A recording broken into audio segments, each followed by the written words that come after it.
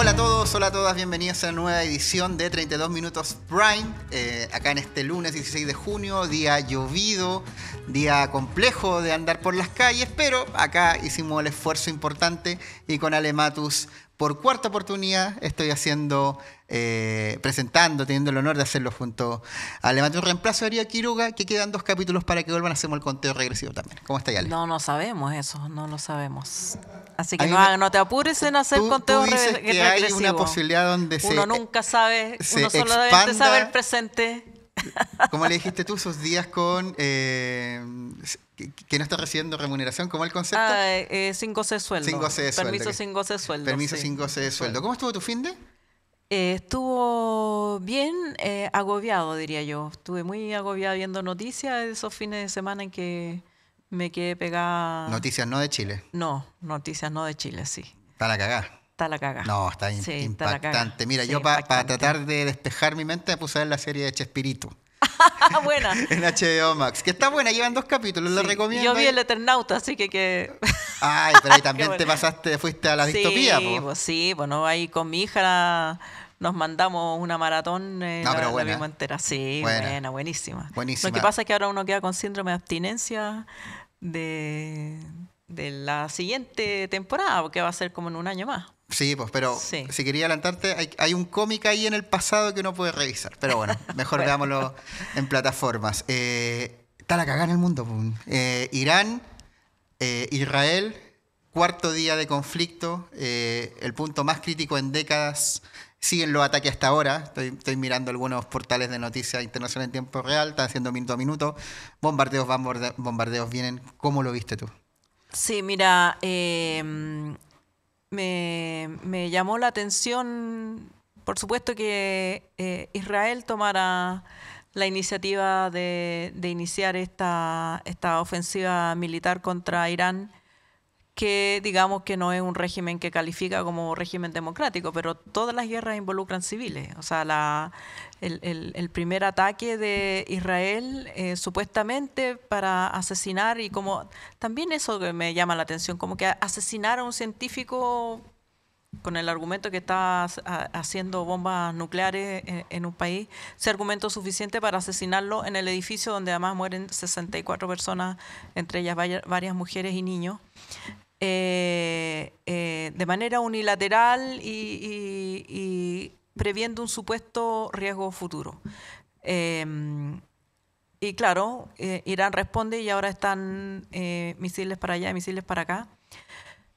Y a mí lo que me da mucha angustia es saber que justo esa semana además Israel cortó las comunicaciones en Gaza, por lo tanto no sabemos casi nada de lo que está pasando en Gaza, y se desvía la atención con otro conflicto que por supuesto cada vida cuenta, pero se desvía la atención de lo que sigue ocurriendo en ese territorio ocupado, los actos de genocidio. Tuve la suerte la semana pasada de conducir en la Universidad Diego Portales la charla de un fotógrafo que nacido y criado en Gaza, que salió y no ha podido regresar.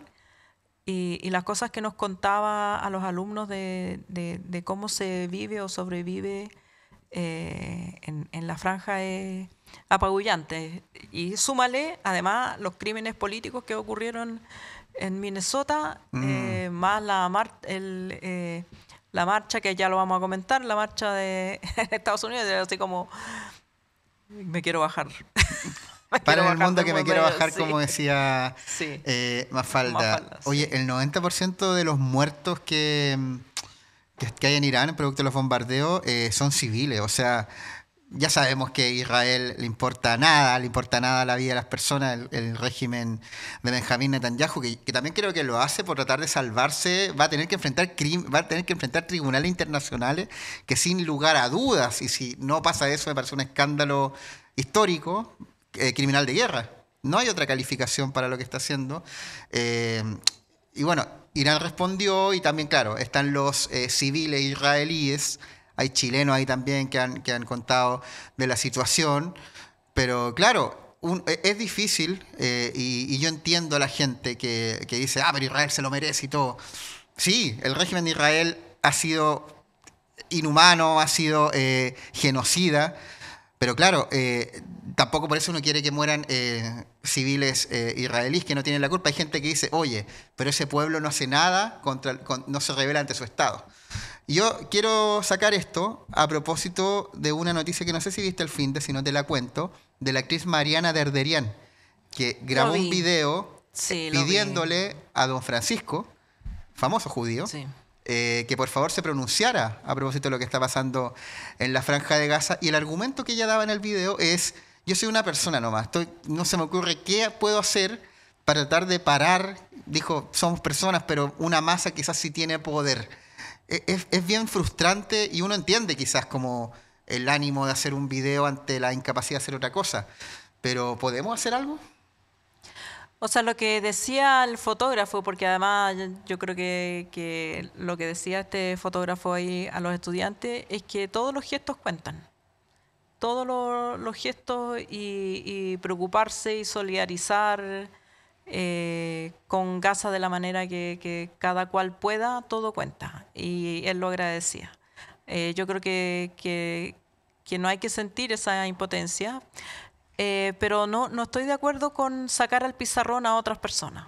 Yo creo que cada cual se hace cargo de sus actos y si es una persona pública serán las propias audiencias las que te van a pasar la cuenta el día de mañana.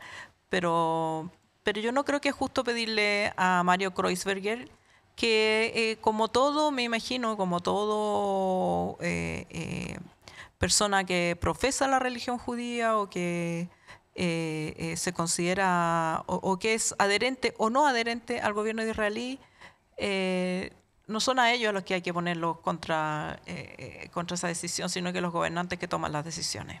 Bueno, en todo caso hubo gente que sí se manifestó de una forma muy clásica, una marcha que hubo el sábado, que fue en Providencia, fue desde Metro Manuel Montt y concluyó en el Puente Condel, fue cortita, pero sí se hizo escuchar, el mundo dice no al genocidio, Palestina libre de violencia, llevaron carteles, y bueno, ahí hay una instancia donde es un gesto que uno puede hacer como persona, y lo otro ya es pedirle a los estados, los candidatos presidenciales también se manifestaron respecto a esto. Gonzalo Vinter ayer dijo que cortaría relaciones diplomáticas si él fuera presidente con Israel. Carolina Toa no fue tan clara al respecto, pero es una cuestión que yo creo que como está actualmente el conflicto, lo que está haciendo Israel, primero con la Franja de Gaza, segundo históricamente en la zona que era anteriormente de Palestina y ahora con Irán, es para tomar alarmas que ya uno de verdad no sé qué más hacer. Está reunido el G7 ahora con Donald Trump. Trump ya está tirándonos, bueno, no me parece muy bien eso que hagan, pero tampoco sabemos que Trump es un aliado de Israel, no va a hacer nada. Entonces es muy frustrante y te lo manifiesto desde el punto de vista... Yo entiendo a Mariana Derderian, una actriz que además tuvo una tragedia hace muy poco, el fallecimiento de su hijo, y que hace un llamado que cuando uno lo ve parece en algún nivel... desesperado puede ser la palabra. Creo que ella siente mucho lo que sucede ahí y tomo este caso personal de una persona para llevar a lo que debe estar sintiendo miles de personas en el mundo, quienes no viven ahí y las personas que están en Irán o en la Franja de Gaza o en el mismo Israel están viendo un infierno. Claro, un infierno provocado por Netanyahu y su gobierno que ha decidido, parece que eliminar cualquier sombra de oposición o de lo que él considera peligro. El problema es que eso cuesta vidas a todos los países que él está atacando, pero además de sus propios compatriotas.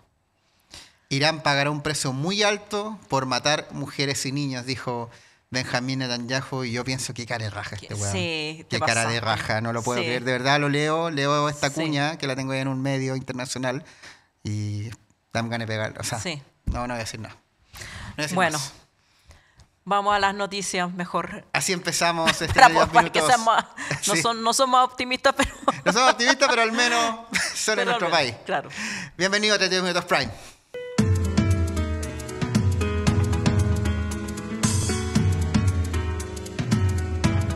Volvemos a 32 minutos, comenzó la franja electoral y la aguja de las encuestas favorecen a una candidata.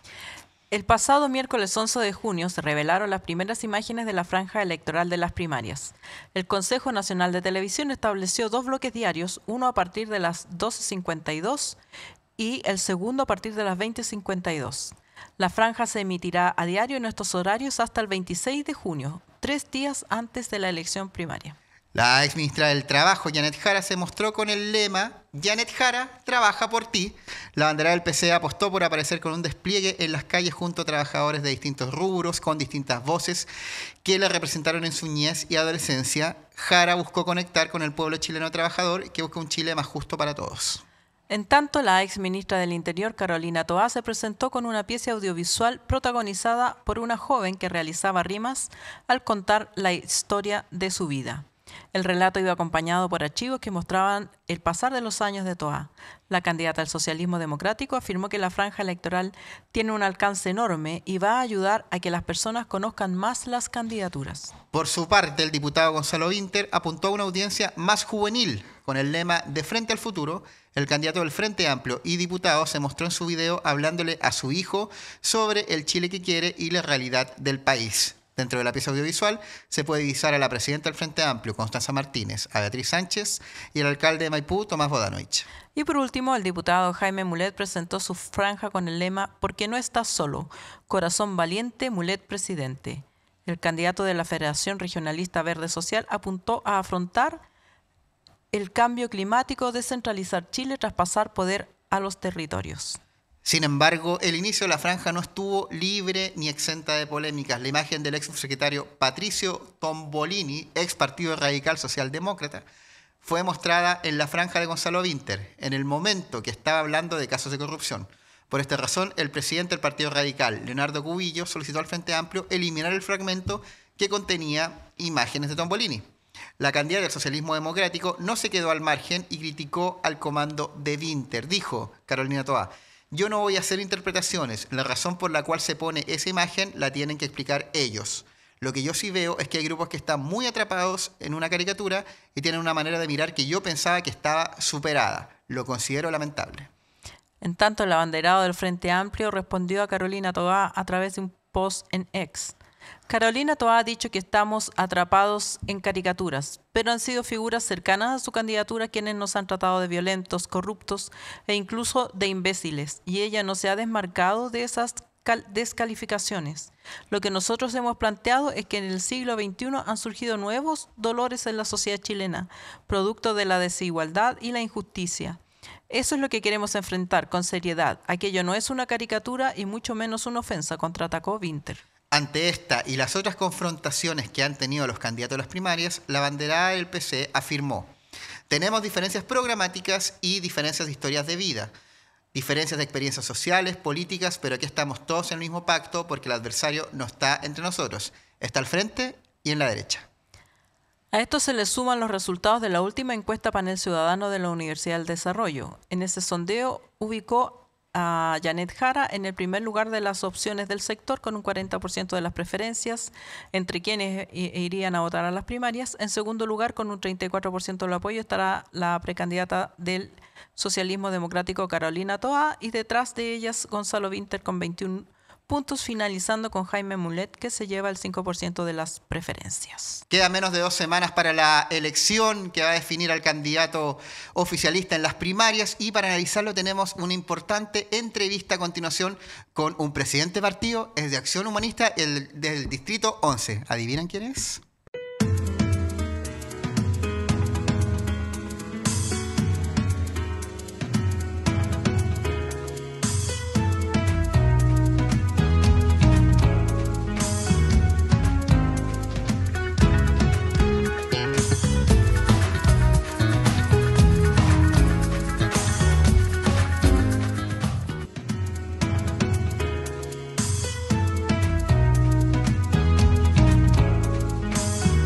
Hola, aquí volvimos y estamos con el diputado Tomás Hirsch para hablar de las primarias, las candidaturas y una serie de temas, enojos, portazos y cosas que están pasando. ¿Cómo estás, Tomás? ¿Qué tal? ¿Cómo están? Hola, hola. ¿Qué tal se va? Bueno, primero, vamos, ¿cómo va el entusiasmo con la candidata que ustedes están apoyando? Hay mucho entusiasmo. Yo diría que partiendo por la candidata, Janet Jara es una candidata entusiasta, esa es la palabra, que le pone todo el día, va, viene, con mucho gusto por lo que está haciendo. Y eso es algo que a mí me parece que es muy relevante en una campaña. Yo he sido candidato varias veces y no me cabe duda que la actitud con la cual uno hace la campaña es muy importante. Esta cuestión no puede ser una cosa grave, pesada.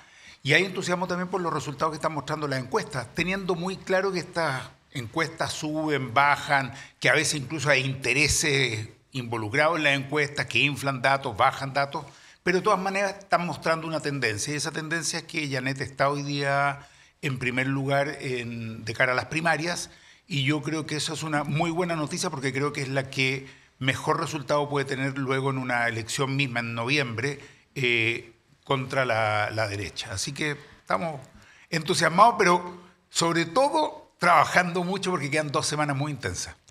Ha habido mucho comentario, sobre todo en la prensa, analistas, se dice la sorpresa de Janet Jara, y no pocos descartan que pueda ganar las primarias, cosa que a lo mejor no se veía así, o nadie lo pronosticaba en febrero o marzo. ¿Le puede pasar lo que pasó con Gabriel Boric, que parte de atrás y pudiera terminar liderando un gobierno con socios no muy convencidos de que ella debía ser la persona? A ver, nosotros somos una coalición muy amplia, 8 partidos muy diversos, con historias diversas, con lenguajes, estilos, incluso con propuestas, que en general coincidimos en la necesidad de avanzar en Chile hacia un país más justo, más democrático, con más participación social, pero tenemos cada uno nuestras propias propuestas. Yo creo que la confluencia de los 8 partidos ha sido buena, más allá de las dificultades, tensiones, líos y el mismo hecho de que este es un gobierno que se configuró con 2 coaliciones que luego se unen en la segunda vuelta, lo cual es bastante inédito. Yo creo que Janet Jara está totalmente capacitada para llevar adelante un gobierno con la participación de esa diversidad.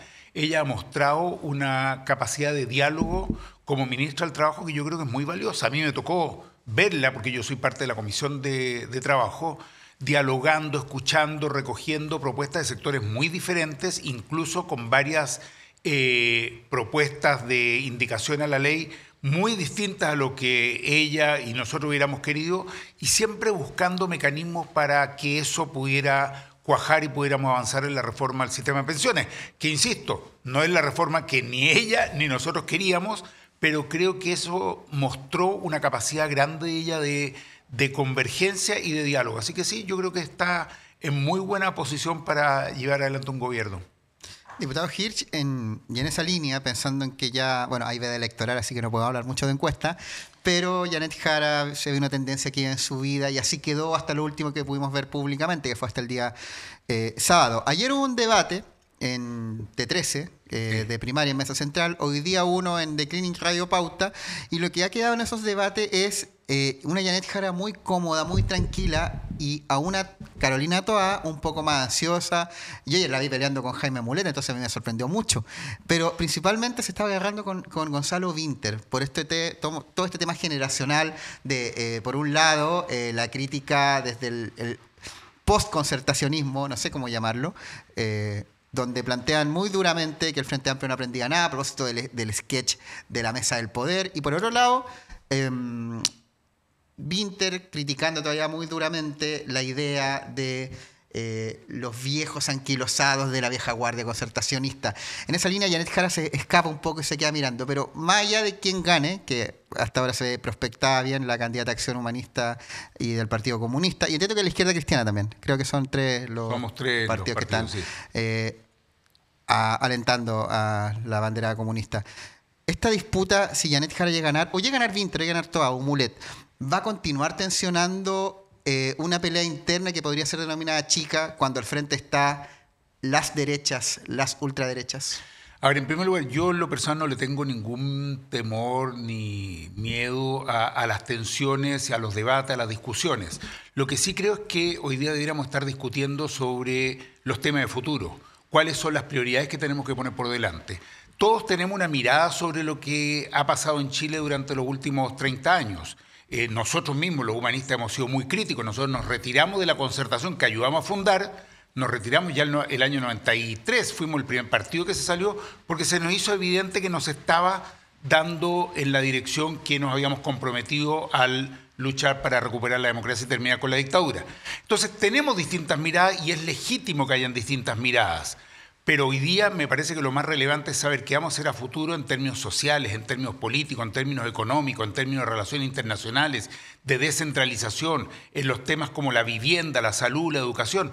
Esos son los temas que ha estado tocando Janet. Entonces, teniendo una mirada que no la rehuimos sobre el pasado, me parece que quedarse enfrascado en esa discusión, porque yo también lo he visto en los dos debates, me parece que es inconducente. Creo que más tiene que ver con ver cómo se logra posicionar uno u otro y Janet en ese sentido está muy tranquila. Entonces está poniendo la mirada en lo que queremos lograr, en lo que demanda nuestro país y no en la mirada hacia atrás, que también será un tema a debatir, pero no me parece que sea el momento ahora.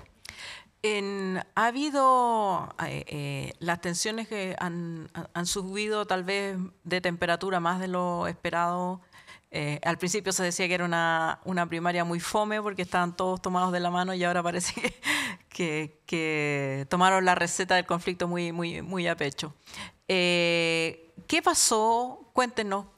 ¿Qué reunión se suspendió? ¿Cuál no se suspendió? ¿Cuáles son los motivos de estos portazos y malas caras? Está buena la pregunta porque un diario, La Tercera, va a ser bien preciso, publicó una cosa bastante confusa. Nosotros los lunes en la mañana tenemos a las 10 de la mañana reunión de presidentes de partidos políticos y del oficialismo. Y a las 11:30 de la mañana reunión de comité político ampliado en La Moneda. Lo que se suspendió es la reunión de presidentes de partidos políticos de las 10 de la mañana porque los presidentes del socialismo democrático manifestaron que no iban a asistir en señal de rechazo, repudio, enojo, molestia por estas declaraciones cruzadas, por esto de la franja de Vinter y cosas por el estilo. Debo decir que efectivamente no ha sido fácil el trabajo en este momento por distintos motivos. En el caso nuestro, como Acción Humanista, hemos manifestado nuestro profundo desagrado, sorpresa, que dos presidentes de partidos de la coalición, concretamente, me gustan los nombres, Paulina Bodanovich y Jaime Quintana, hayan votado a favor un proyecto de ley presentado en el Senado de reforma del sistema político que lo que hace es dinamitar la coalición y la unidad que nosotros tenemos, poniendo trabas increíbles para que distintos partidos puedan elegir a diputadas y diputados en la próxima elección. No así a los senadores, que no los toca, son una suerte de intocables.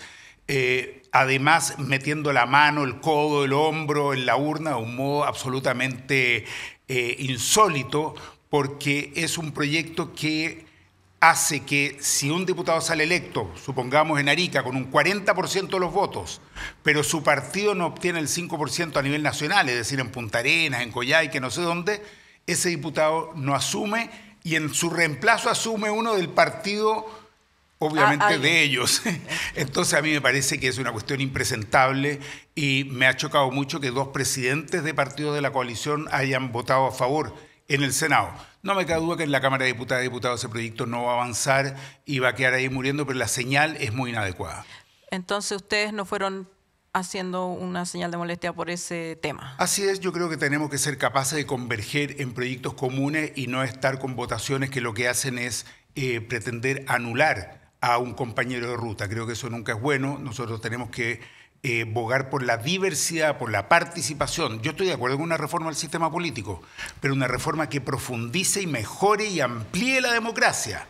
Iniciativa popular de ley, revocación de mandato, plebiscitos comunales, en fin, hay muchos mecanismos que tú puedes para mejorar y ampliar la democracia y no para restringirla y disminuirla. Creo que no es un buen camino.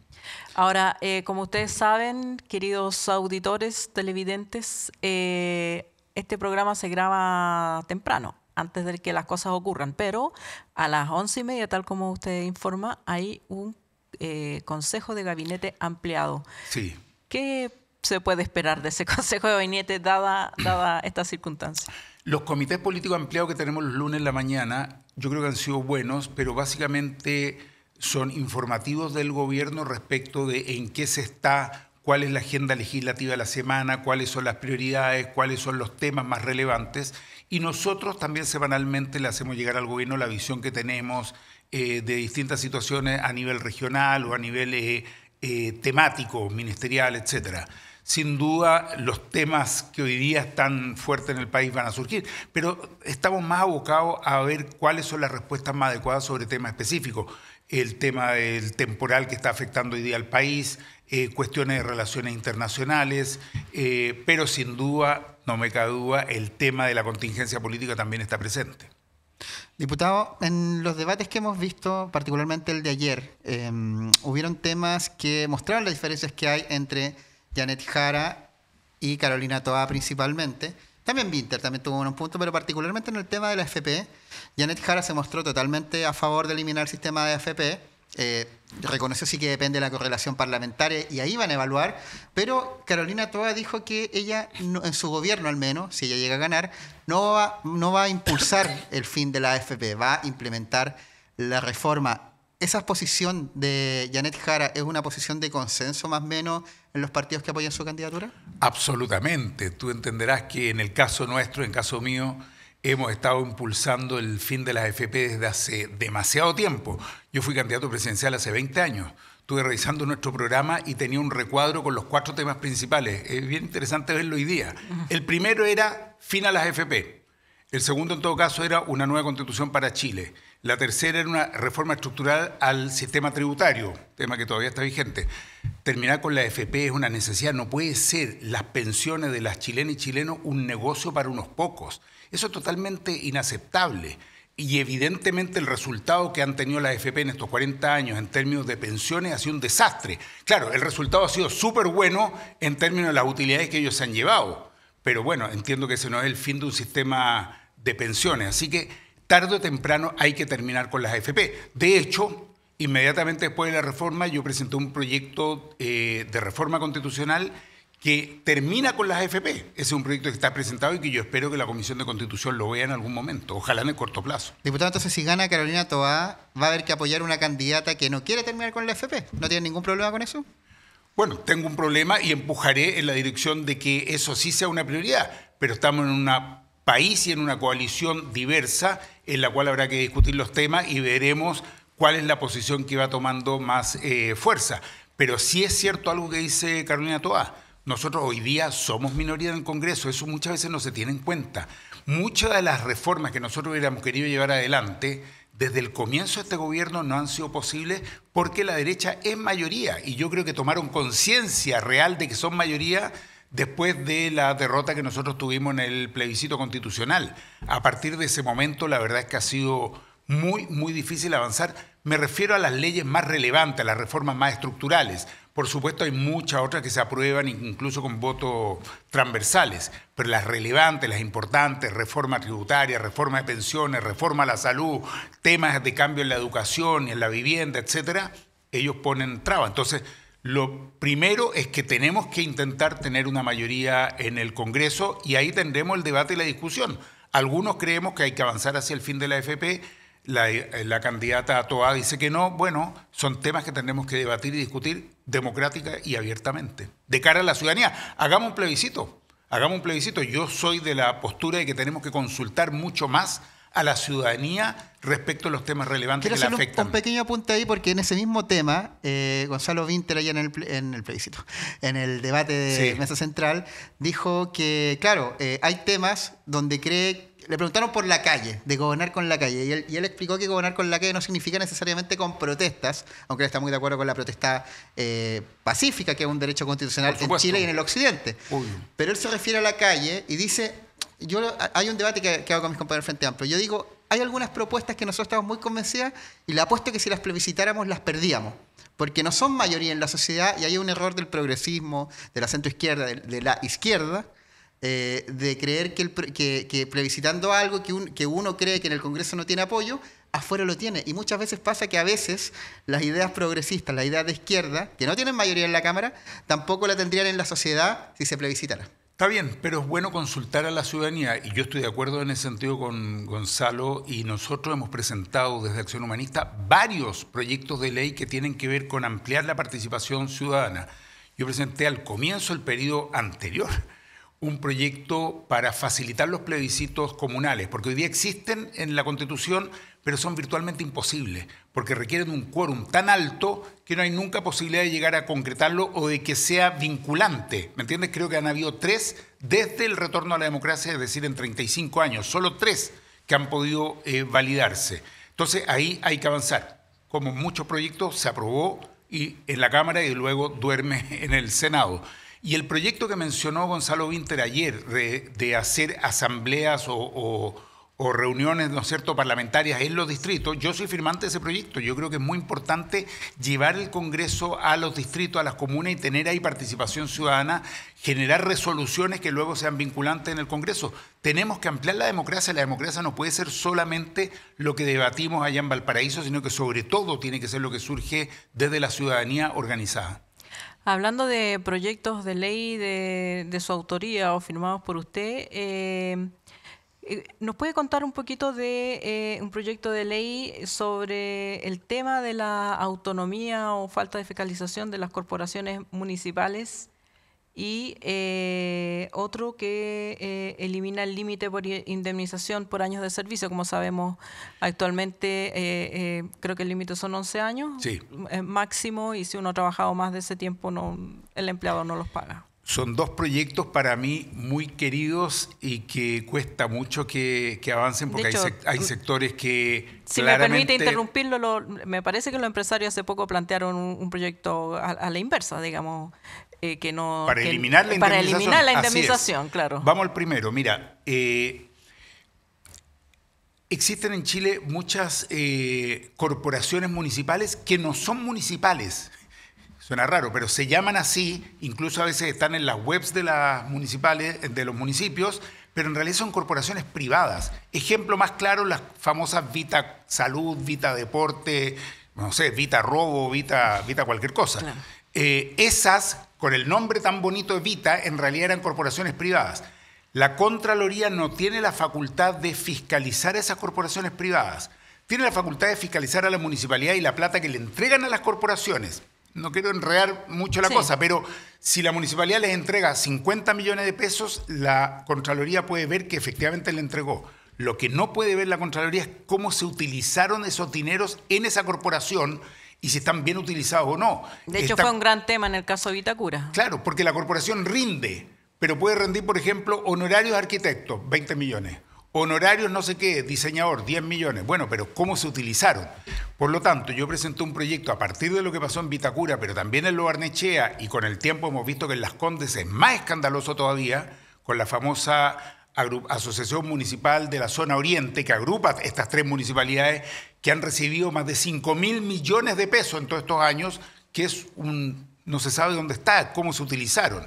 Bueno, presentó un proyecto de ley para que Contraloría sí tenga la facultad de fiscalizar no solo a estas corporaciones, sino que a cualquier organización que recibe dineros públicos. Por supuesto, no las que reciben 10.000 pesos, un club deportivo que le dan 10.000 pesos, 50.000 pesos, un club de adultos mayores. Lo pusimos de un límite hacia arriba, de alrededor de 500.000 pesos al año, una cosa así. Bueno, nosotros creemos que es fundamental, lo hablamos en su momento con el Contralor anterior y con la Contralora actual y ellos evidentemente estaban totalmente de acuerdo y decían necesitamos esta facultad, porque si no estas platas se van para allá. El tiempo nos ha dado la razón.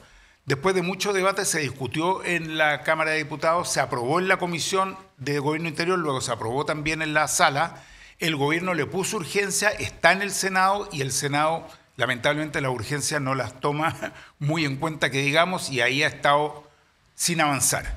Así es que es un proyecto que creemos que el tiempo nos dio la razón, que es necesario y urgente para tener una fiscalización respecto a estos casos escandalosos de corrupción, sobre todo en las 3 comunas más ricas del país, que son las que están en el distrito que yo represento, Las Condes, Vitacura y Lo Barnechea. El segundo proyecto que tú mencionas, el de los 11 años de indemnización, en Chile existía la indemnización sin límite. desde hace muchísimo tiempo, desde hace décadas. Durante la dictadura se redujo eso a un máximo de 5 años. Indemnización, 5 años, punto. 4 o 5 años. Al recuperar la democracia eso se amplió a 11 años, pero de todas maneras tiene un límite que es absolutamente injusto y que le expropia al trabajador y a la trabajadora un derecho. Si un trabajador ha estado 10, 15, 20 o 30 años en empresas, diversas empresas, tiene que recibir una indemnización equivalente. Es decir, nosotros decimos año trabajado, año pagado. Así de simple, porque ese es un derecho que deben tener los y las trabajadoras. Bueno, hemos presentado este proyecto de ley junto a nuestro comité, a la bancada Partido Comunista y Acción Humanista, y está en la Comisión de Trabajo, y tal como tú has dicho, y me parece bien aclararlo, estamos grabando en la mañana, pero hoy día en la tarde, lunes, se va a votar en la Comisión de Trabajo, y no me cabe duda que cuando se vea este programa ya va a estar aprobado en la comisión y debiera pasar rápidamente a la sala para que también ahí se vote o se le agreguen indicaciones y continúe su proceso legislativo. Diputado Hirsch, pensando que ya estamos en la parte final de la actual administración, también la actual legislatura, hay también elecciones parlamentarias, y a propósito de lo que comentaba al principio, que bueno, este programa, como lo dijo la Ale, es grabado, por ende, lo que le voy a comentar ya pasó cuando esto aparezca al aire. Pero Socialismo Democrático declinó totalmente bajarse de la participación en la moneda del comité político de hoy. A propósito de lo de la campaña del que comentábamos, del video de la Mesa del Poder. Usted como presidente de partido, que es habitué de ese espacio, porque le corresponde, que también acá nos habla de los proyectos de ley que quiere impulsar en este tramo final, ¿cómo va a ser la convivencia? ¿Cómo va a ser la convivencia? Yo no lo había visto en este gobierno, que no quisieran ir al comité político, es inédito. ¿Cómo van a llevar a cabo las urgencias legislativas, los debates en este clima de tensión? ¿Lo va a complicar? ¿Van a ponerse de acuerdo? Vamos a verlo después cómo estuvo, porque en el futuro y el pasado, como estábamos contando. Solo un detalle y después voy al fondo.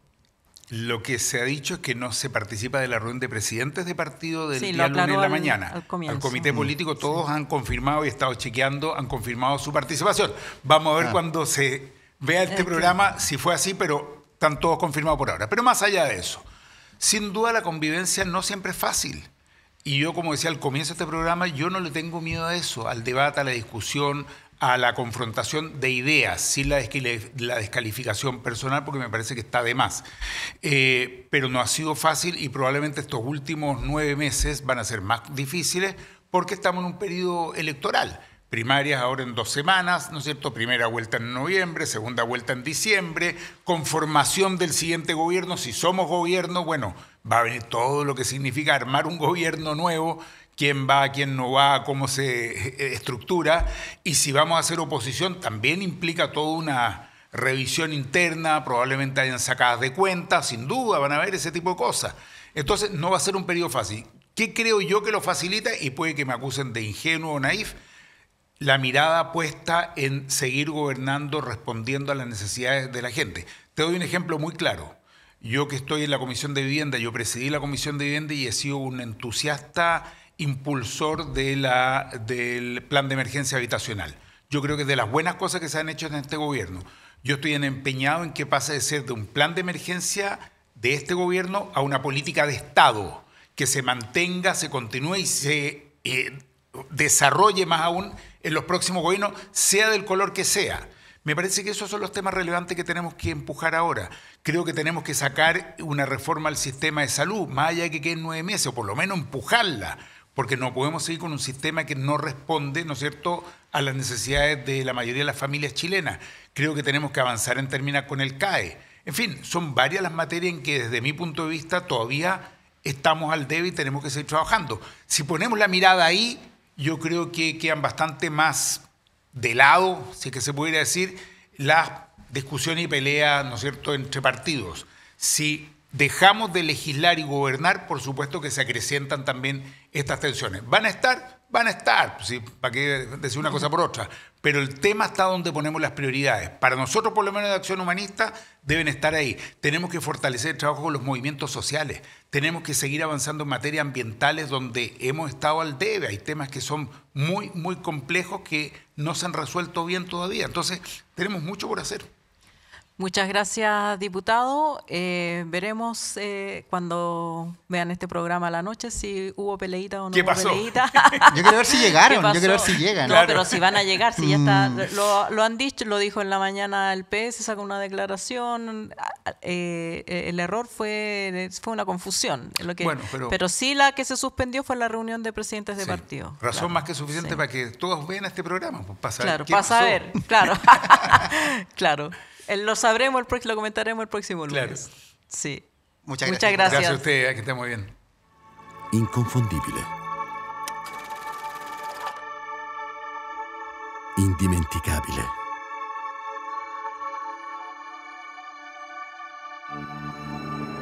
E il nostro caffè oggi riparte, portandoci a scoprire nuove parti del mondo. Prima di tutto, scegli se vuoi fare un caffè o se vuoi fare un costadoro. Mio padre diceva così, mentre ogni mattina faceva la sua scelta. Quella giusta, da sempre. Ecco dove ci porta il nostro viaggio.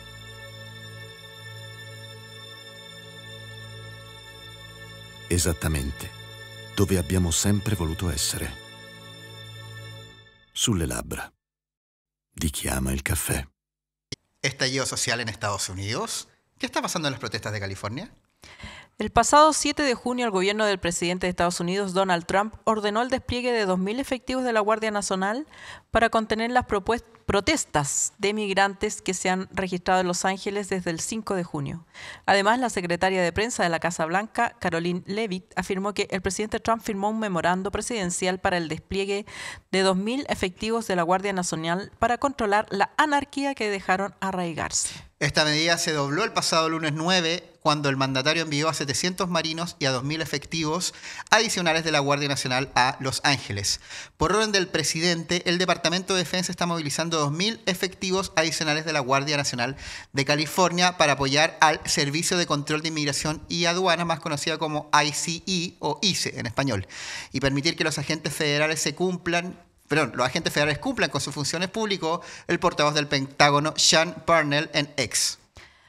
En tanto, la alcaldesa de Los Ángeles, Karen Bass, declaró desde el martes 10 de junio estado de emergencia local y anunció un toque de queda nocturno que todavía está vigente en el centro de la ciudad desde las 20 horas hasta las 6 del día siguiente.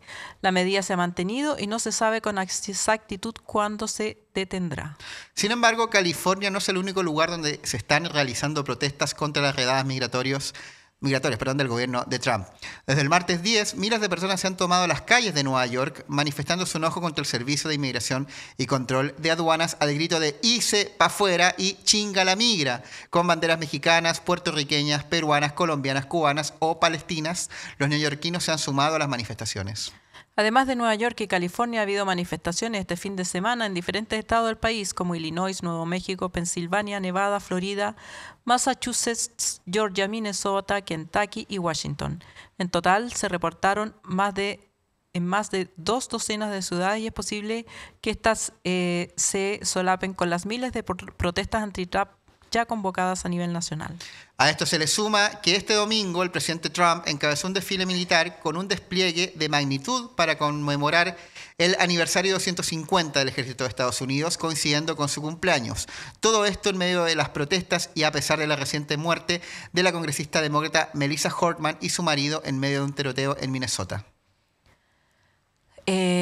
Vamos a tener un interesante entrevistado para hablar de todo lo que está pasando en Estados Unidos, pero quería agregar la información de que el asesinato de Melissa Hortman, diputada del estado de Minnesota, y su marido se suma a otro intento de asesinato que había ocurrido un poquito antes de un senador demócrata y su mujer que afortunadamente sobrevivieron.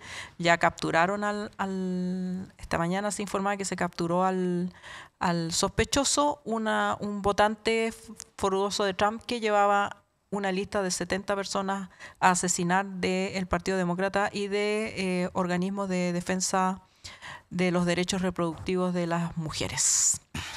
Ante las protestas que han habido en todo Estados Unidos, que ya de verdad pareciera que estamos a puertas de un estallido social como lo vemos en Latinoamérica.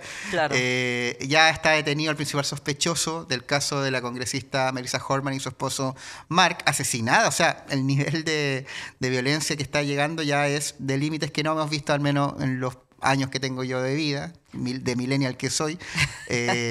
Y bueno, el principal sospechoso es Vance Luther Bolter, que era exfuncionario del gobierno local.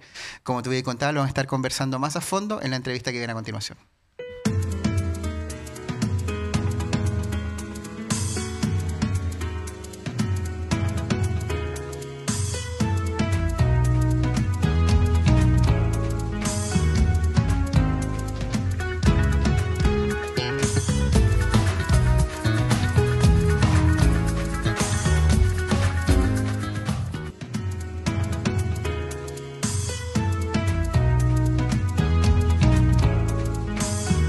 Protestas, marchas militares y asesinatos políticos, todo en un fin de semana en Estados Unidos. Para entender lo que está pasando allá, estamos con el académico Felipe Agüero, académico de la Universidad de Chile, pero además quien vivió mucho tiempo en ese país, así que esperamos tener alguna luz de entendimiento de lo que está pasando. Felipe, se ha dicho o se ha titulado que lo que pasa en Los Ángeles, por ejemplo, podría ser una especie de estallido social similar a lo que ocurrió en Chile. ¿Cómo lo ves tú? Mira, no todavía. No es un estallido social. Es una serie de protestas que comenzaron por el arresto de inmigrantes por la agencia especial ICE dedicada a esto, con sus métodos que son bastante duros, violatorios de derechos, y que ha despertado la animosidad de mucha gente, que ven cómo entran a restaurantes, a lugares de trabajo, a sacar gente. A jardines infantiles. Separando madres de hijos, etcétera. Y eso provoca una reacción espontánea de mucha gente que se terminó en una manifestación. Según la policía de Los Ángeles, esto era completamente controlable, era una manifestación normal, sin violencia, y que era perfectamente manejable por la policía local, así lo decían los jefes policiales locales. Pero Trump interpretó esto como una oportunidad para acercarse a ese afán que tiene de buscar un pretexto para apelar a una legislación antigua anti-insurrección y que le permite desplegar a los militares con más soltura. Entonces, anticipándose a eso, llamó a 700 Marines y federalizó la Guardia Nacional contra lo que se establece que debe ser el propio Estado, el gobernador, el que moviliza a su Guardia Nacional, escalando una situación de conflicto que estaba perfectamente normalizada y controlada. Entonces, lo que hay, y que se expresó finalmente en todas las manifestaciones a través de todo el país, es una reacción contra este nuevo paso que da Trump, que va también de la mano de pasos para politizar al ejército. Es decir, no solo la politización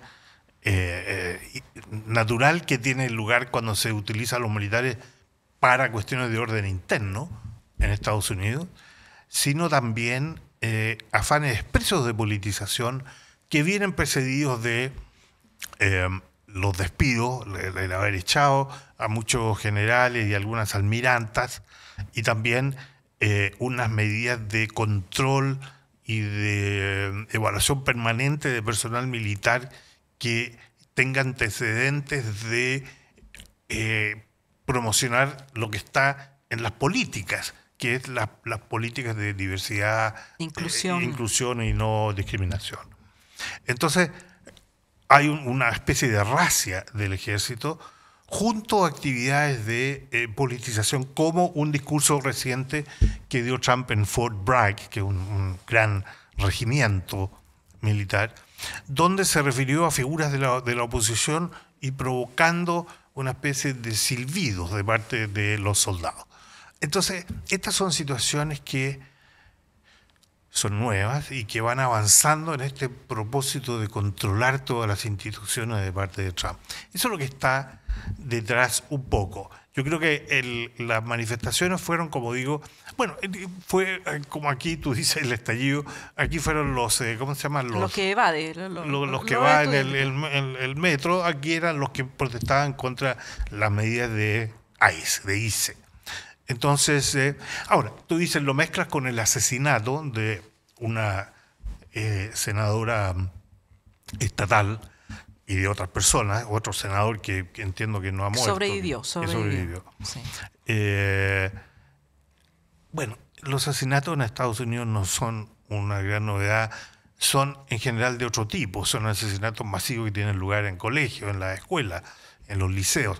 Estos son más orientados a personas específicas. Este señor tenía una lista de 70 personas que quería ir matando, y que tiene que ver también tiene antecedente en, por ejemplo, el asalto a la casa de Nancy Pelosi, que era la jefa del Congreso, líder demócrata. Ella no estaba en casa, pero estaba su marido, que terminó seriamente herido.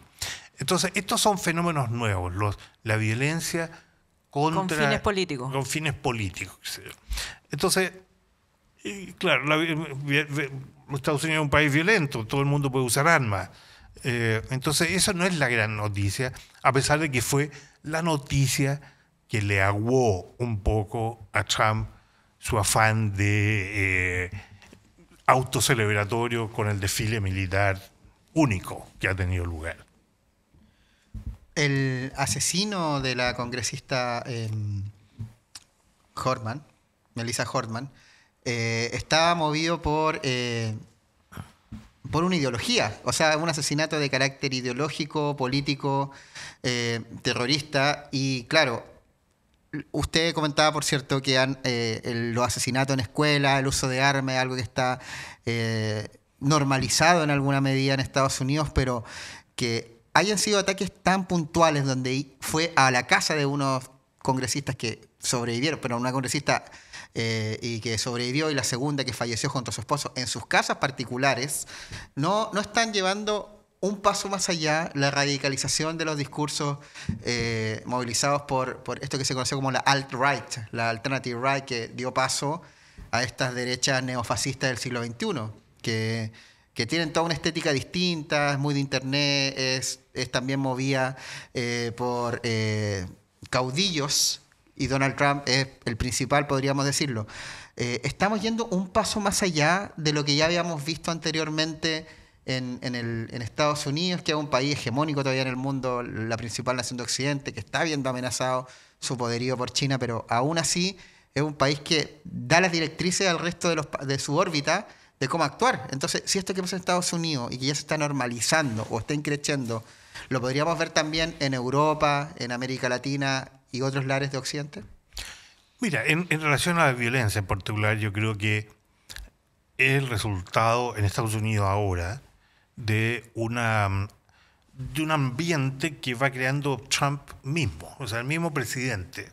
Porque recordemos que Trump es el que organizó la protesta de toma del Congreso. Bueno, no digamos que la organizó, pero la facilitó, la promovió, la incentivó, y ahora luego ha perdonado a toda la gente que fue condenada por violencia, por ataque a fuerzas policiales, etc. Entonces ha creado un clima. También cuando hubo, ¿se acuerdan ustedes?, un atropello masivo de manifestantes, sí, por parte de un radicalizado de derecha, y que Trump dijo, no, pero está bien, hay malos tanto en ambos lados. O sea, crea un ambiente permisivo para la violencia, la forma como él se dirige a la gente, los epítetos que usa. O sea, ha creado un clima nuevo que hace que mucha gente, individuos, alentados por su propia pasión ideológica, se sientan como amparados, como que es parte de una misma misión. Cuando el vicepresidente habla de que las universidades son los enemigos, yo creo que no es lejano el tiempo de unos libres que empiecen a asesinar a profesores, a académicos, a gente. En fin, o sea, porque crea un ambiente permisivo, eso es lo que está ocurriendo. Ahora, lo que tú señalas es una cosa adicional, de que hay movimientos culturales y orgánicos de la derecha más extrema, que tiene una dimensión transnacional y que está conectada con Europa y que tratan de coordinar actividades junto con sus pares europeos, eso no hay ninguna duda, pero este tipo de violencia en Estados Unidos yo creo que es parte de este ambiente permisivo del propio presidente, que es lo grave. Felipe, y esta fantasía que tuvo él y que la llevó a la práctica con este desfile bastante patético en realidad, porque el soldado gringo no está acostumbrado a las marchas y se veía bastante desordenado comparado con los desfiles que uno ve aquí, las paradas todos los años, porque se llevan todo el año entrenando para desfilar. Allá no, el militar estadounidense no desfila, entonces había unos soldados bastante amurrados con el desfile y con poco público, con amenaza de lluvia. No les resultó muy bien, pero ¿de dónde viene esta fantasía de Trump con los desfiles que son más bien demostraciones de fuerza que hacen dictadores, digamos? A los dictadores les gustan mucho los desfiles. Mira, yo me acuerdo pero perfectamente, durante la visita o justo después del regreso de su visita a Corea del Norte, Trump, en su primer mandato, después de ver cómo se organizan las cosas y las manifestaciones oficiales de Kim Jong-un, el líder de Corea del Norte, sí. Trump dijo, esto es interesante, es bonito esto, cómo tanta organización y tanta cohesión detrás del líder, esto es algo que vale la pena mirar. Y bueno, impresionado también con todo el orden, ¿cómo se llama? La disciplina de su fuerza, etc. Entonces, él venía ya con ese biche de que él merece, como líder en Estados Unidos, una cosa similar. Bueno, y lo ha dicho de otra manera ahora, como decir que nosotros también necesitamos demostraciones que signifiquen el aprecio que le tenemos a nuestras propias victorias. Entonces, él venía ya con esta idea del bicho de una parada militar, como la ha visto en Francia, etc. Claro, entonces, se menciona mucho la de Francia porque es un país democrático, no se menciona la de Corea del Norte. Claro, no menciona, pero yo creo que es el bichito que tiene. Esa era mucho más impresionante que la francesa. No, y por eso hay un video que han circulado millones, sí, donde muestra, esto es lo que quería Trump, muestra la marcha de Corea del Norte. Y luego y la que logró unos tanques bien con mucho chirrido y con desfiles de tropas que no van coordinadas. Claro. A mí me recordó es como cuando en los kindergarten organizan marchas de niños. Una cosa así. Ahora, y tiene que ver con lo que tú dices de que no hay en Estados Unidos una práctica de desfile, salvo destacamentos muy especiales, para ocasiones muy especiales. Y también hay que decir que lo que hemos visto nosotros por la televisión o por no sé qué, son fragmentos. En realidad, claro, las marchas sí tuvo momentos más gloriosos, más disciplinados, mejores momentos de los que... pero en fin. Pero lo principal, creo yo, es que representa, respondiendo a tu pregunta, es que representa esta obsesión que tiene Trump de mostrar unidad bajo el líder de una forma jerárquica. Y eso es lo que él quisiera ver. Y por eso que aparece tan frustrado con lo que realmente ocurrió, que no había gente apoyando esto. Fue un desfile largo y deslucido. No pasaron los aviones que pasan para el 14 de julio en Francia con la estela blanca, azul y roja. Pasaron unos helicópteros, ¿no? Es como... Se imaginó como los Pillán, los aviones Pillán. Claro. Entonces, fue un poquito deslucida. Mi propio pronóstico es que Trump va a decir esto no puede ser y va a dar instrucciones para que la próxima sea, si no a la coreana, por lo menos a la francesa, pero eso va a costar... mucho más que 45 millones que costó ahora. A mí lo que me llamó la atención como espectadora fue que antes, en el momento así como de calentar a la audiencia, aparecieron unos sponsors privados que tuvieron como sus minutos de fama ahí hablando, unos sponsors bien raros, que en realidad tampoco parecían empresas como muy solventes, hablando de los contratos que tenían con el ejército y distintos, digamos, servicios que prestaban. Parece que ese habrá sido el pago que recibieron por contribuir a este desfile que costó $50 millones. ¿Cómo está la relación entre, lo menciono esto como un síntoma, ¿no? de cómo se apea el poder privado, las empresas en este gobierno extraño que supuestamente está tomando medidas comerciales para favorecer el interés de Estados Unidos, pero donde hay muchos especialistas que dicen que no hay ninguna política real, no hay ninguna consistencia en lo que está planteando? Sí, yo tengo esa impresión de que no hay una consistencia clara. Toda la cuestión tarifaria, comercial, y que no tiene gran apoyo de sus propios aliados empresariales.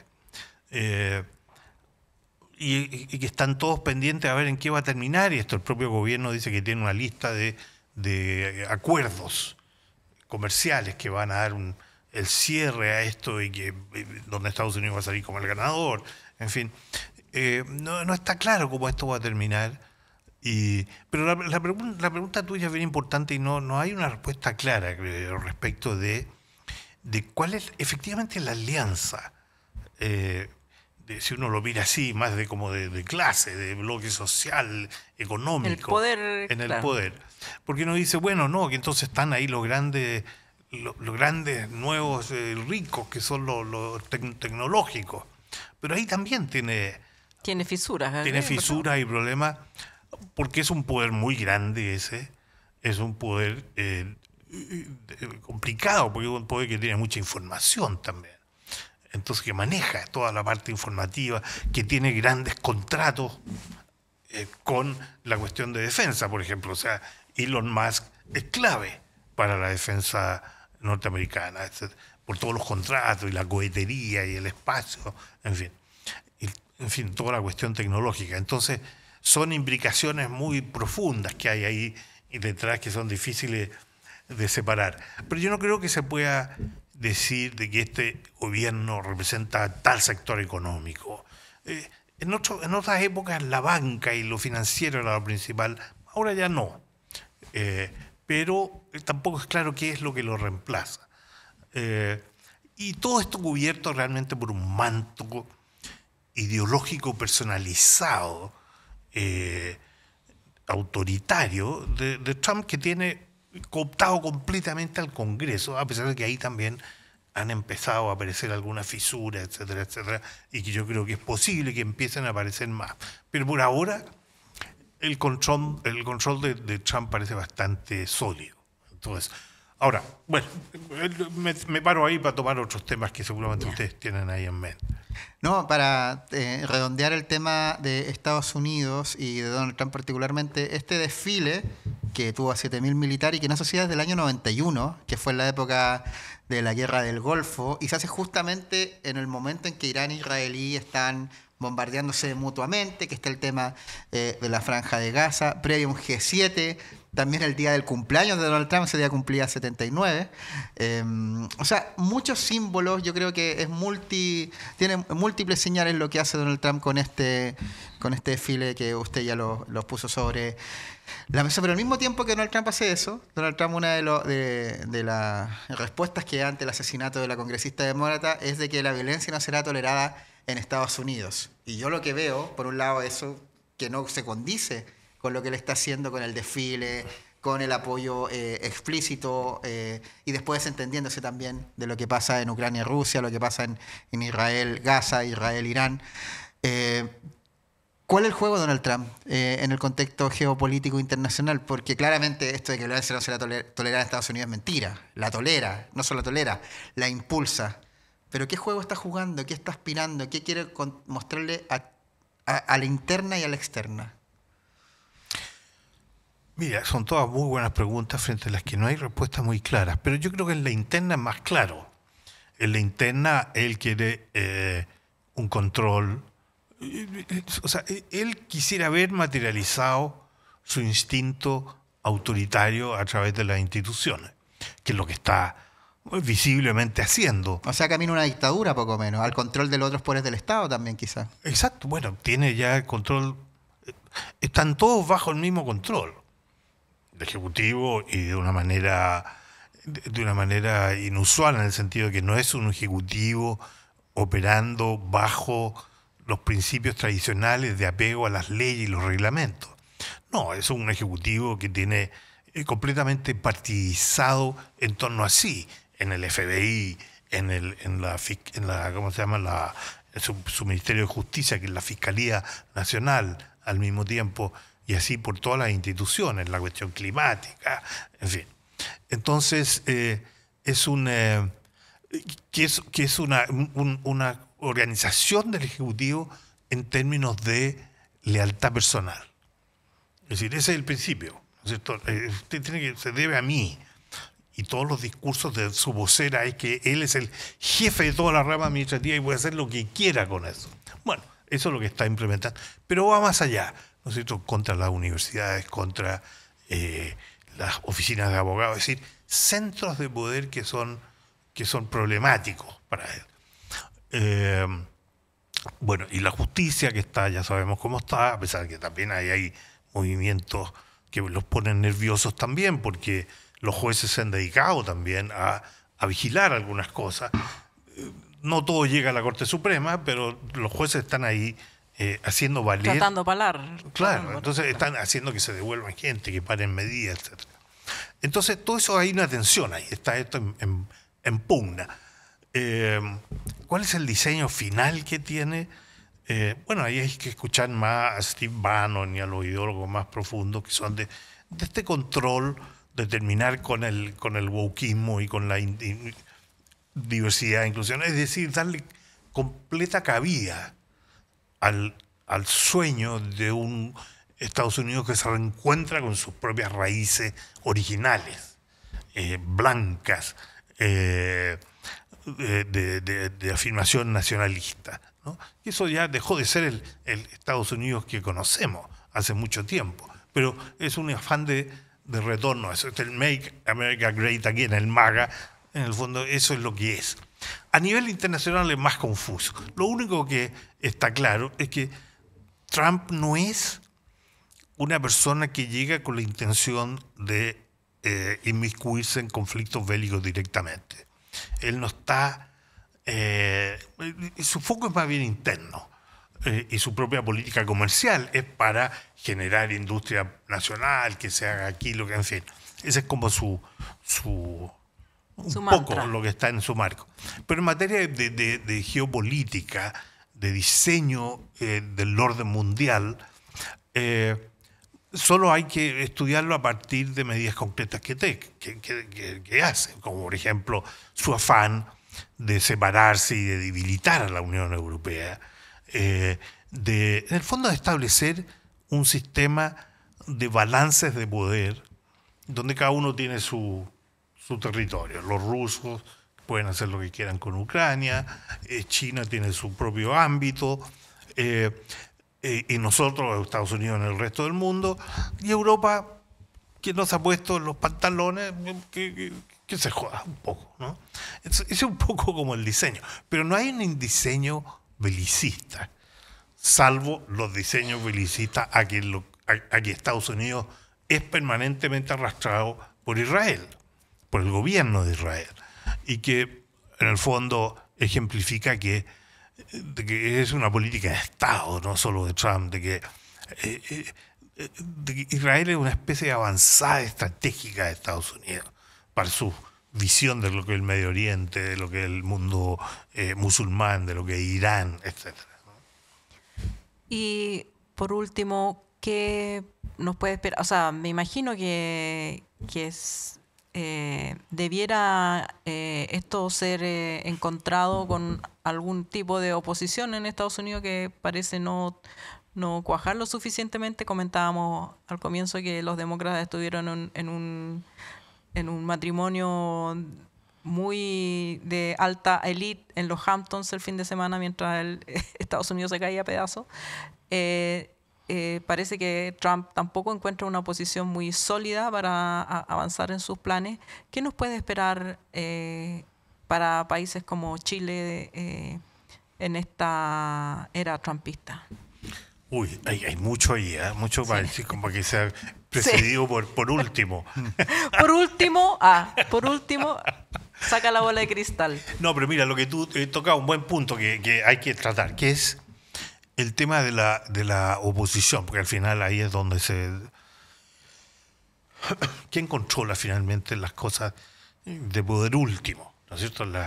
Los hearts and minds, las mentes y los corazones, como se ha empezado a hablar. Y eso es incierto y claro, hay manifestaciones, todas las que ustedes mostraron un poco antes, son reales. No Kings, pero parece que no tampoco estaban organizadas por el Partido Demócrata. No tienen necesariamente que ser organizadas por el Partido Demócrata. El Partido Demócrata no tiene una postura consistente, coherente como tal. No es claro lo que sus líderes legislativos, cuál es su estrategia, por dónde apuntan, etcétera, etcétera. Pero independientemente de eso, muchas cuestiones sí se van a dirimir presumiblemente en lo que será la elección de medio tiempo, que se llama el midterm, en noviembre del próximo año. Falta mucho todavía. Falta. A la velocidad que se ha empezado a vivir la política en Estados Unidos, eso se ve muy lejano y puede pasar. De aquí a allá, pues, claro, podemos tener campo de concentración. Pueden pasar muchas cosas.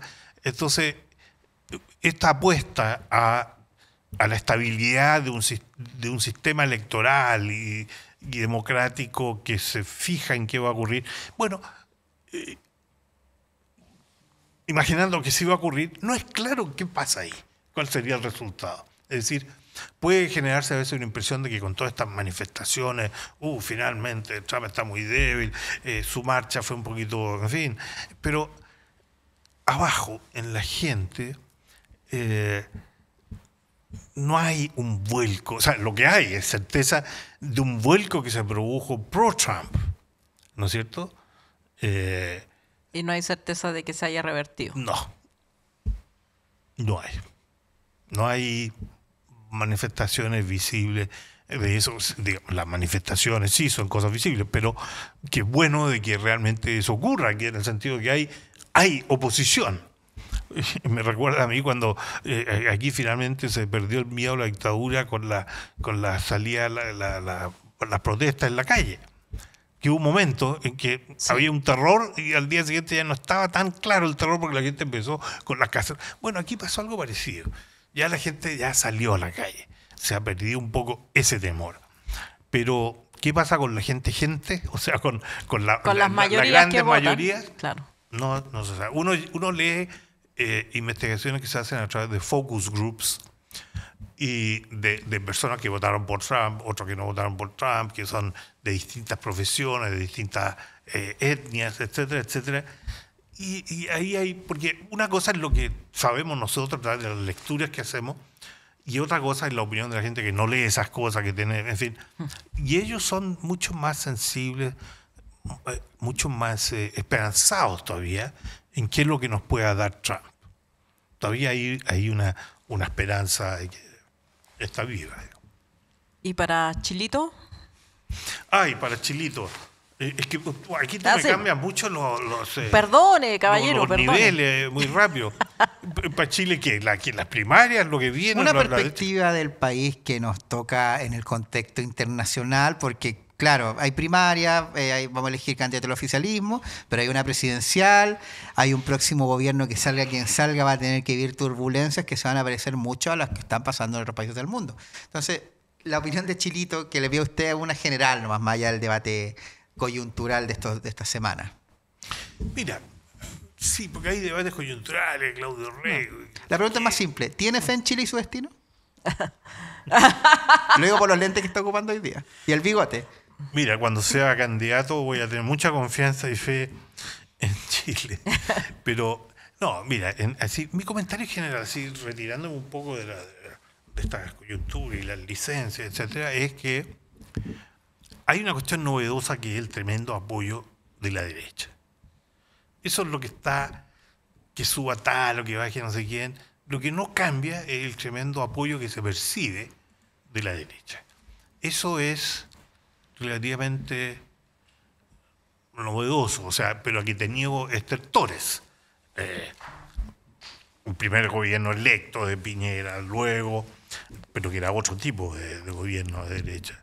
Luego apoyo a las versiones constitucionales de la derecha. Y luego esta ya creciente, solidificada sensación de un apoyo electoral y grande para la derecha. Eso es nuevo. Antes estaba un poquito más repartido, más en disputa. Eso es nuevo y lo que lleva finalmente a la gran pregunta sobre cómo se articulan proyectos enfocados en una democratización que logre construir mayorías. Porque en el fondo también esto es una reacción al gobierno de Boric en el sentido de que es un gobierno que la tuvo todo difícil porque tuvo una oposición muy fuerte, con grandes ideas de hacer cosas que no se pueden hacer si no se tienen mayorías. Entonces uno va y dice, a ver, ¿dónde está la mayoría? Bueno, están como para el otro lado. Entonces si tú me dices, ¿cuál es la visión de Chilito? Yo la veo así, por ese lado. ¿Y el escenario internacional lo dejamos para otra vez. Ya. ¿Y Trump ayuda a esa solidificación de las posturas de derecha?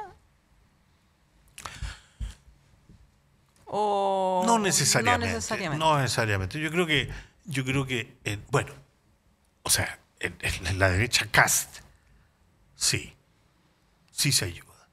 Porque esa es la alianza Trump-Bolsonaro, en fin, ese paquete. Esa es la transnacional. Esa es la transnacional y ayuda. Ahora, ayuda si es que los chilenos pro-Cast vean que lo de Trump es una cosa buena. Y eso es muy difícil. ¿Cómo se llama? A ocultarlo. ¿Qué está pensando el chino sobre Trump? Pero yo creo que si ayuda a eso.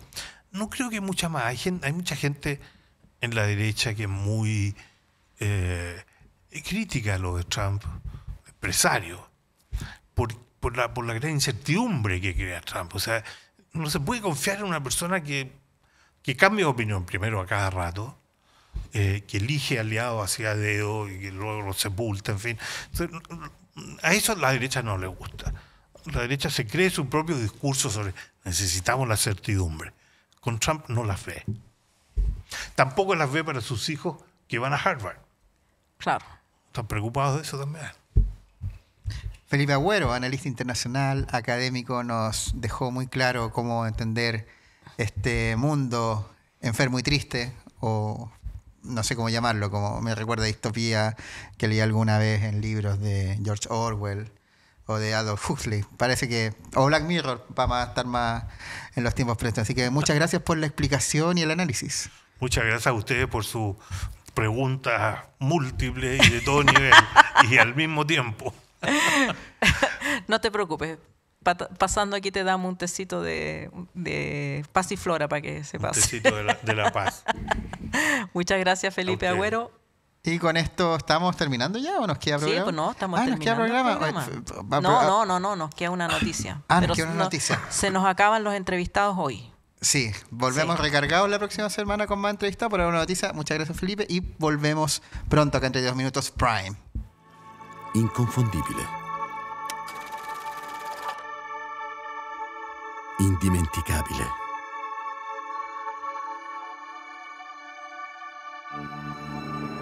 E il nostro caffè oggi riparte, portandoci a scoprire nuove parti del mondo.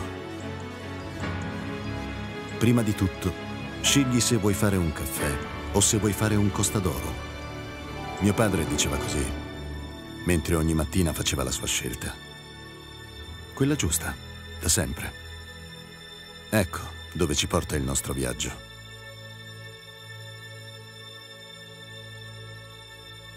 Esattamente dove abbiamo sempre voluto essere.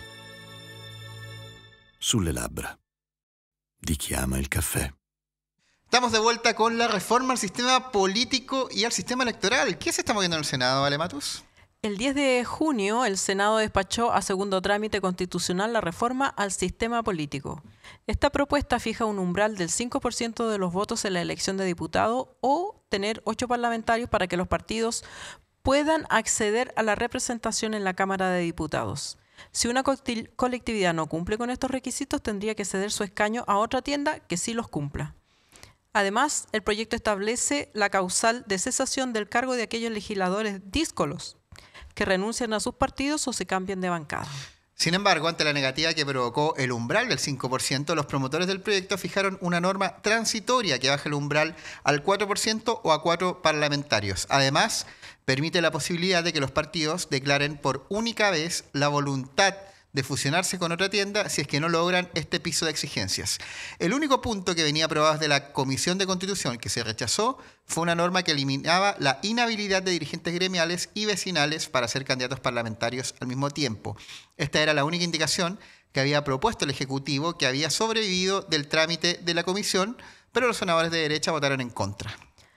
Además, durante la misma jornada del martes, el Senado también votó la reforma al sistema electoral. Con 30 apoyos, 8 rechazos y 3 abstenciones, fue aprobado en su primer trámite constitucional el proyecto que establece multas para los electores que no sufraguen en las elecciones y plebiscitos. En específico, lo aprobado por la Comisión de Gobierno Interior y que se debatió en la sala del Senado establece que la falta por no votar será sancionada con una multa a beneficio municipal de 0,5 a 5 unidades tributarias mensuales, es decir, entre 34.000 y 340.000 pesos. Además, los senadores acordaron doblar la sanción en caso de reincidencia en las 2 últimas elecciones. El otro gran debate giró en torno al voto extranjero. Desde el Ejecutivo plantean establecer mayores requisitos para que los extranjeros puedan votar, incluyendo tener 5 años de residencia definitiva y que el ingreso al país haya sido de manera legal. Actualmente en Chile pueden votar todos los extranjeros que residan por un mínimo de 5 años en el país, independiente de si su residencia es definitiva o temporal.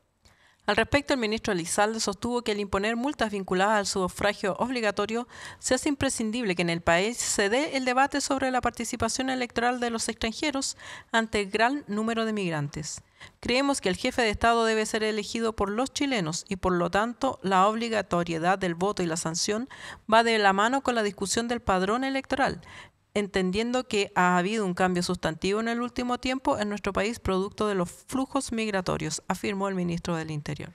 Nos contaba acá el diputado Tomás Hirsch respecto a las discrepancias que tiene parte del oficialismo con la oposición, tanto con el tema de voto extranjero, porque ahora la derecha quiere que voten porque saben que los venezolanos no van a votar por el progresismo, razones obvias, y también porque el tema del sistema político también, hay varios partidos ahí que tienen sus pymes electorales, que hacen su negocio, que se van a acabar. Claro, y también hay partidos de larga tradición ya que están ahí bordeando el umbral. Llámese Democracia Cristiana. Llámese Democracia Cristiana o el mismo Movimiento Acción Humanista, pero yo creo que lo que es más sensato del debate es que este debate no se puede dar justo antes de una elección y impulsada por los incumbentes, porque es cierto que se establecen normas para los candidatos a diputados, pero no se dice nada de los senadores. Y lo que me parece triste es que esta norma que instauró la dictadura, de que no pueden postular dirigentes sindicales, dirigentes sociales al Parlamento, que en mi opinión ha empobrecido la calidad de la política, porque puede postular cualquiera, pero nadie que sea dirigente social, fue rechazada con los votos de derecha y por lo tanto ese que podría haber sido un cambio sustantivo, significativo, que dirigentes sociales y sindicales puedan postular, queda fuera y sin embargo se mantienen estas otras normas que pueden ser sensatas algunas o o no sensatas, pero que en el contexto de darle a los senadores un estatus privilegiado sobre los diputados parece muy, muy arreglado la mesa de cumpleaños. Sí, justo debate previo a elecciones que vienen en camino, muy complejo, pero como siempre 32 Minutos Prime y todos sus otros pequeños subproductos que ofrece en su menú lo van a estar analizando el Jueves Cultural, el Provócame y el regreso de Darío, que la Ale dice que no está tan seguro. A mí me dijeron por ahí que sí. Yo cuando lo vea lo creo. Mientras tanto, la versión La Sustancia. Aquí, Oye, quiero contar muy piola que cuando vino hace poco la entrevista que estuvimos conversando con Felipe Agüero, yo le dije, Felipe, soy Darío Quiroga, me dice La Sustancia. Y se la creyó un poco. Se la creyó, por un segundo dijo, pensó ¿verdad? Que te habías hecho un tratamiento y que eras Darío. Sí. Sí, lo creyó. Así que... Usted también créalo y síganos apoyando. Ya me postulo para cuando se haga la biopic en Netflix de Darío Quiroga, representarlo en su época treintañera. Se viene. Pido ese papel. Sí, se viene. Y así que con esto cerramos, pues, pero no sin antes un importante anuncio para que este proyecto siga existiendo. Exactamente. Les pedimos que, como siempre, nos apoyen con sus aportes en Eventrit o Revenue para que este proyecto pueda seguir existiendo con o sin Darío. O para que vuelva Darío, quizás. No lo doy por seguro. Hasta que lo vea. Cuídense mucho. Nos vemos el próximo lunes en 32 Minutos Prime.